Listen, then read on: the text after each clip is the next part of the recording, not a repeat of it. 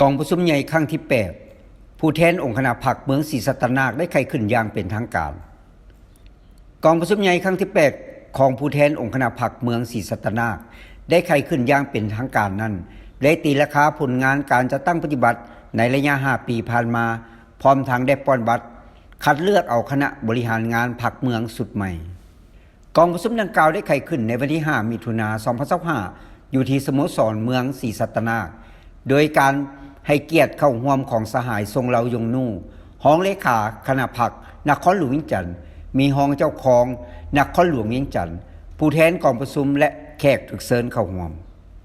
ในพิธีสหายเดชสงครามธรรมวงศ์เลขาคณะพรรคเจ้าเมืองศรีสัตนาคได้ผ่านบทรายงานการเมืองต่อกองประชุมซึ่งได้รายงานให้รู้ถึงการจัดตั้งปฏิบัติเวียกงานในระยะ5 ปีผ่านมาในนั้นได้เอาใจใส่จัดตั้งเสื่องซึมมติกองประชุมใหญ่ครั้งที่11ของศูนย์กลางพรรค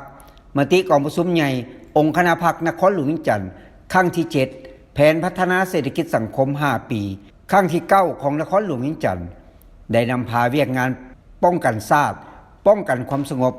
สกัดกั้นและแก้ไขปัญหาปัจจัยที่เป็นนอแหน่งก่อความบ่สงบขึ้นบัญชีเป้าหมายปรากฏการณ์ย่อท่อประเภทต่างๆในระยะ5 ปีมีคดีทั้งหมด950เรื่องแก้ไขได้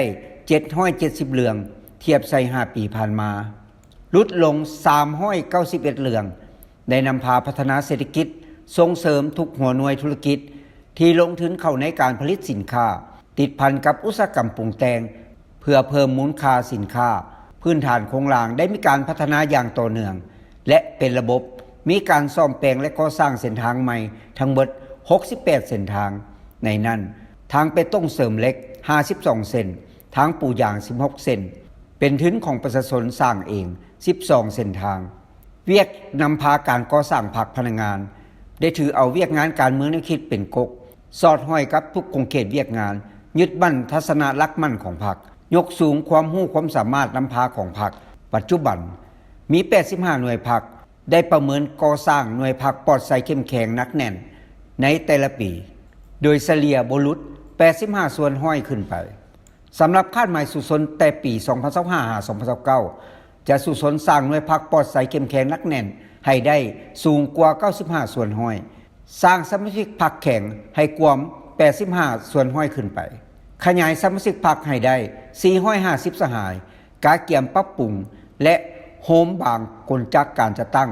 ตามมติของคณะบริหารงานศูนย์กลางพรรคเลขที่03ทับคบสพลงวันที่12มีนาคม2025กาเกี่ยมสร้างเงื่อนไขอำนวยความสะดวกให้แก่การสร้างตั้งกลจักรัฐขั้นตะแสงให้ได้5ตะแสงตามชื่อกลุ่มบ้านสร้างเมืองเป็นเมืองพัฒนาและมีมาตรฐานของเมืองที่ทันสมัยแต่ละหัวทีรับประกันเฮ็ดให้เมืองศรีสัตนาคให้มีความสงบปลอดภัยกองประชุมครั้งนี้ยังจะได้รับฟังการผ่านทางบทสรุปแผนพัฒนาเศรษฐกิจสังคม5 ปีที่ผ่านมาและแผนการ5 ปีต่อหน้าพร้อมทั้งรับฟังการประกอบความคิดเห็นในหัวข้อต่างๆพร้อมเดียวกันนี้ผู้แทนกองประชุมยังจะได้ใช้สิทธิประชาธิปไตยของตนปอนบัตรคัดเลือกของคณะบริหารงานพรรคเมืองศรีสัตนาคสุดใหม่เติมอีก